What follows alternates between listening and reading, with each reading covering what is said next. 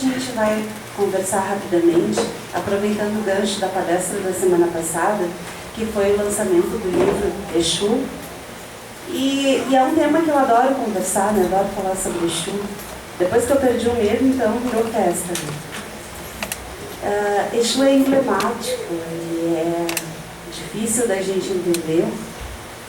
Mas hoje eu não vou entrar na questão de quem é Exu, o que Exu faz, o que Exu não faz. O que eu quero conversar com vocês hoje é sobre mitos e lendas. Foi alguma coisa que foi falado rapidamente na palestra da semana passada e que é um assunto muito interessante. Alguns anos atrás, ou melhor, bastante tempo atrás, quando eu era adolescente, me despertou um interesse sobre mitologia. E aí eu estudei mitologia grega. Eram histórias fascinantes, as histórias dos deuses, do Olimpo. E eu percebi o quão pouco é divulgado a mitologia africana, tão rica quanto a mitologia grega, tão simbólica quanto, talvez até mais profunda, e que infelizmente a gente conhece muito pouco. E no ano passado, no final do ano passado, teve a Feira do Livro, e eu me deparei com esse livro sobre mitologia africana. É claro que eu saí agarrada nele, né?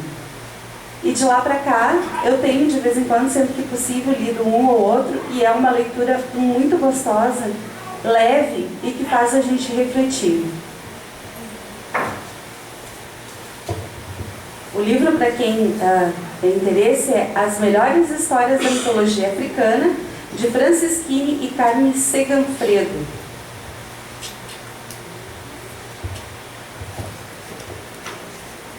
Mas antes da gente ir propriamente para a nossa historinha de hoje,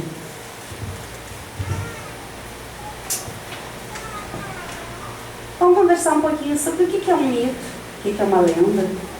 Isso está bem claro para a gente, qual a diferença entre um mito, uma lenda, uma parábola. Então vamos lá. Lendas são narrativas transmitidas oralmente pelas pessoas com o objetivo de explicar acontecimentos misteriosos ou sobrenaturais. Por isso, há uma mistura de fatos reais com imaginários. Misturam a história e a fantasia. As lendas vão sendo contadas ao longo do tempo e modificadas através da imaginação do povo. Ao se tornarem conhecidas, são registradas na linguagem escrita. São aquelas que a gente vai transmitindo de tempo em tempo. Daqui um pouco alguém diz, vou botar isso aqui no papel. E aí fica registrado. Mas até do ponto da onde ela saiu, até o ponto onde ela foi registrada, ela sofre algumas alterações, naturalmente. É aquilo que popularmente a gente se diz, né? Quem conta um conto, aumenta um ponto. As características de uma lenda. Se utiliza de fantasia ou ficção, misturando-as com a realidade dos fatos. Faz parte da tradição oral e vem sendo contada através dos tempos. Usam fatos reais e históricos para dar suporte às histórias, mas junto com eles envolvem a imaginação para aumentar um ponto na realidade. Fazem parte da realidade cultural de todos os povos. E aqui no Rio Grande do Sul a gente tem bastante lendas, né? Do Saci Pererê, por aí vai, da Mula Sem Cabeça, que fazem parte da nossa cultura, da nossa história. Ninguém sabe exatamente onde começou, mas chegaram até nós e provavelmente ainda irão muito adiante, visto que já estão registradas, que já fazem parte da nossa cultura, já estão inseridas. Uma das características das lendas também é que eles vão modificando através dos tempos. Elas têm essa característica de sofrerem mutações, vão se adaptando. Conforme a gente vai contando e os tempos vão mudando, as lendas também vão evoluindo. E o mito? O que é um mito? O mito, por sua vez, são narrativas utilizadas pelos povos antigos para explicar fatos ou realidade em fenômenos da natureza que não eram compreendidos por eles. Os mitos se utilizam de muita simbologia, personagens sobrenaturais, deuses e heróis. Todos esses componentes são misturados a fatos reais, características humanas e pessoas que realmente existiram. Um dos objetivos do mito é transmitir conhecimento e explicar fatos que a ciência ainda não havia explicado. É assim que o mito funciona. para explicar o inexplicável. Lógico, hoje em dia a gente já tem a ciência e a tecnologia para explicar os fenômenos que a gente não conhece, mas antigamente isso não era possível. Então esse conhecimento era transmitido através de mitos, histórias que se contavam com o objetivo de se passar o conhecimento. Essa era a função de um mito. E muitos deles perduram até hoje. As características de um mito: tem caráter explicativo ou simbólico. Relaciona-se com uma data ou com uma religião. Procura explicar as origens do mundo e do homem por meio de personagens sobrenaturais como deuses ou semideuses. Ao contrário da explicação filosófica, que se utiliza da argumentação lógica para explicar a realidade, o mito explica a realidade através de suas histórias sagradas, que não possuem nenhum tipo de embasamento para serem aceitas como verdades. É a fé. Alguns acontecimentos históricos podem se tornar mitos, desde que as pessoas de determinada cultura agreguem uma simbologia que torne um fato relevante para suas vidas. Todas as criaturas possuem seus mitos.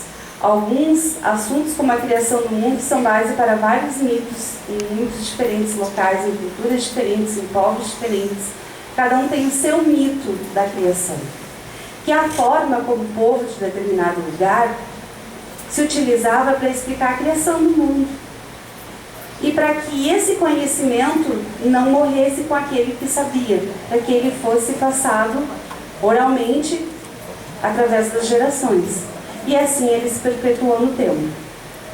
E uma parábola? Às vezes parece que é tudo a mesma coisa, né? Mas a parábola é uma pequena narrativa que usa alegorias para transmitir uma lição moral. As parábolas são muito comuns na literatura oriental e consistem em histórias que pretendem trazer algum ensinamento de vida. Possuem simbolismo onde cada elemento da história tem um significado específico. Eu acho que ninguém utilizou tão bem essa linguagem quanto Jesus quando esteve aqui, né? Ele transmitiu o seu conhecimento através de parábolas que nos faziam refletir. A intenção, o objetivo dessas histórias, das parábolas que ele contava nos seus sermões, era despertar o homem. Era fazer pensar, era fazer crescer. E ele foi tão feliz nisso que até hoje, 2000 anos depois, as parábolas estão aí. E cheias de significado, para quem quiser estudar, para quem tiver tempo para observar, olhos de ver e ouvidos de ouvir, ensinamentos fantásticos. E a gente pensa, puxa vida, isso foi escrito ontem ou 2000 anos atrás? É tudo muito simbólico, mas tudo muito profundo. O objetivo é despertar o crescimento, para que a pessoa, o ser humano em si, consiga caminhar com seus próprios pés, utilizando a razão, o sentimento, crescendo, evoluindo, cada um dentro do seu tempo.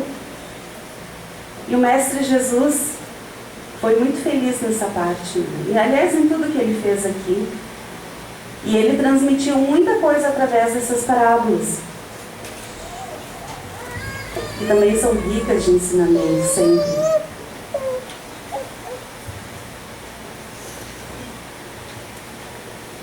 E agora a gente vai ler para vocês o mito de Exu. Semana passada, durante a palestra, foi falado sobre Exu, o poder organizador do caos. A gente vai ler uma historinha que fala um pouquinho disso.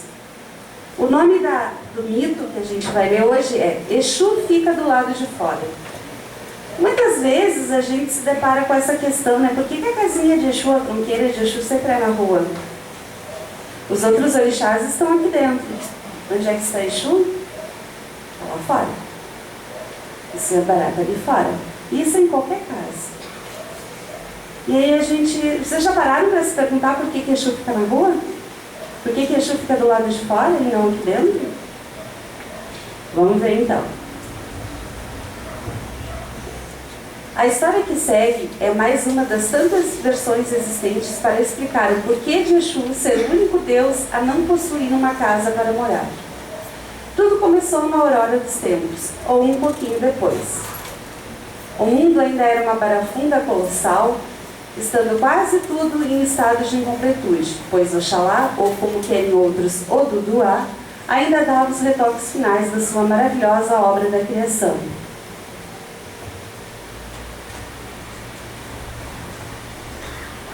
A não ser as coisas fixas por natureza, como as árvores, as planícies e as montanhas, quase nada se encontrava em seu lugar definitivo. Nem mesmo os rios e os mares estavam acomodados em seus leitos.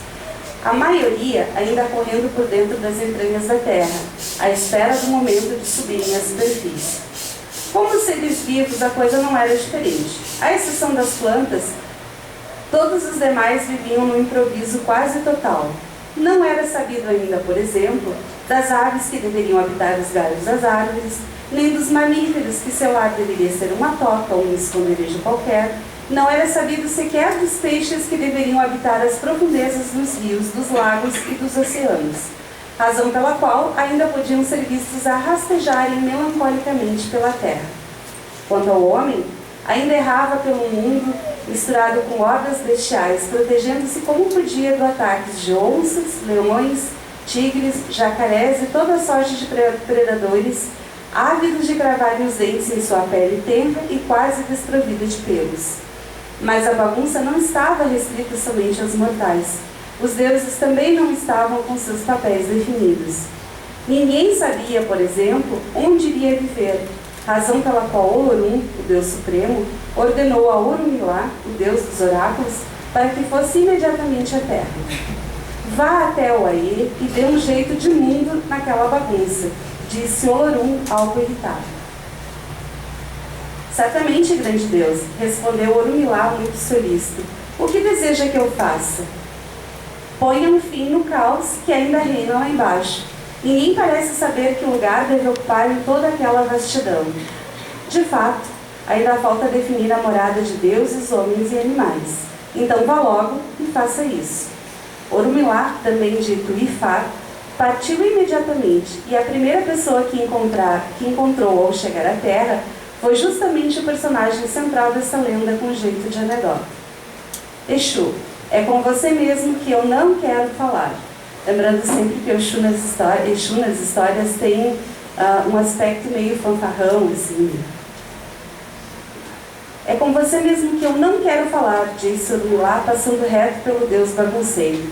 Espere, o que veio fazer no Aie? Disse ele curiosíssimo. Por que o espanto? Não sabe que sou o emissário do Deus Supremo, encarregado de acompanhar todos os passos da formação do mundo? De certo que sei, quero saber o que veio fazer agora. Então, vendo que Exu não desgrudaria de si, Orumilá decidiu abrir logo o jogo. Vim definir o lar onde deuses e homens habitarão. Oh, que maravilha! E eu também vou ganhar um lar? Se não se meter é engraçadinho. Oh, não, nada tema quanto a isso. A partir daí, Orumilá ficou certo de que teria todos os motivos para temer. E como se fará a escolha? Quis saber Exu. Bem, para dizer a verdade, ainda não sei direito como farei, mas eu sei. E lá vem você. É uma grande solução que honrará a sua inteligência. Faça uma pergunta a todo ser vivo, Deus, homem ou animal, e de acordo com a resposta que obtiver, dê-lhe o destino apropriado. Orumilá não desgostou totalmente da proposta e resolveu levá-la adiante. Dando as costas ao Deus, foi imediatamente pô-la em prática com as criaturas da terra. Conforme a resposta que recebia, tal era o lar e as atribuições que lhe conferia.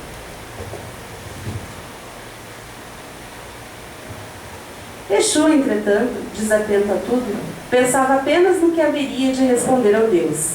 Terá de ser uma bela resposta, dizia ele a si mesmo, enquanto Orumilá seguia fazendo sempre a mesma pergunta, que era esta: você prefere viver dentro ou fora? Todas as criaturas, incluindo o homem, haviam respondido que preferiam viver dentro, razão pela qual haviam sido brindadas com um lar coberto, fosse uma casa, uma toca ou uma caverna. Exu, porém, continuava desatento, e foi nesse estado que viu-se indagado, ele também pelo Deus. E você, Exu, prefere viver dentro ou fora? Pego de surpresa, Exu embasbacou. Como disse? Vamos, tenho mais o que fazer. Prefere viver dentro ou fora? Acossado, Exu balbuciou sem saber direito o que dizia. Fora! eu prefiro viver fora. Ah, é mesmo? Disse Urumilá, abismado com a resposta. Sim, quero dizer não. Sim ou não? Dentro ou fora? Fora, fora. Então, perdendo de vez a paciência, Urumilá decidiu pôr um ponto final na conversa. Como você não sabe o que quer nem o que diz, fica valendo a primeira resposta. A partir de hoje, você será o único Deus a viver fora de casa. Ao perceber a tremenda burrada, o queixo de Exu caiu. Não, meu amigo, houve um engano. Quando disse fora, eu quis dizer dentro. Basta. Vá para a encruzilhada, que a partir de agora é o seu novo lar. E foi assim que Exu, por querer tancar o original, acabou sem ter uma casa para morar.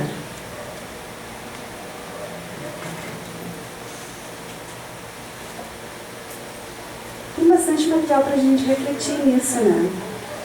O primeiro ponto que eu gostaria de conversar com vocês é: quem organizou o caos? Urumilá? O Ifá? Ele foi um enviado, mas quem trouxe ordem ao caos foi Exu, apesar da atrapalhada dele. Mas quem concebeu a ideia e quem organizou tudo foi Exu. Quem deu a cada coisa e a cada criatura o seu lugar e a sua função foi Exu. É por isso que dizem, né, que Exu é o poder organizador do caos. E é por isso que na Umbanda a gente sempre fala que sem Exu não se faz nada. Exu não tem uma casa. No entanto, ele está presente em tudo. O Exu é o mensageiro, o que ele tramita entre os mundos. Ele carrega a energia em si. Nada do que é feito aqui acontece sem a força de Exu. E ele acabou sendo o Deus que fica na rua, ou um morador das encruzilhadas, ou dos entrecruzamentos. Porque para ele transitar em tudo, ele não pode ter um lugar e ficar isolado dentro de alguma coisa. Ele precisa transitar por todos os lados. E essa é um mito bastante cheio de simbolismo, bastante cheio de alegoria, que faz a gente pensar, e a gente começa a entender um pouquinho mais o porquê que a tronqueira de Exu fica lá fora e não fica aqui dentro. Todos os outros orixás que a gente cultua estão aqui. Exu está lá fora. Porque Exu fica do lado de fora. Mas tanto lá fora quanto aqui dentro, Exu sempre está presente. Em todo momento da criação, em tudo que se faz, em tudo que se diz, Exu está presente. Exu foi demonizado no sincretismo, mas nas lendas, nos mitos, ele ainda é visto como Deus, que ele é, ou como Orixá, que é a sua verdadeira energia de Orixá. Então, gente, a conversa hoje era rápida, era breve, era essa historinha que eu queria contar para vocês, que eu queria ler para vocês.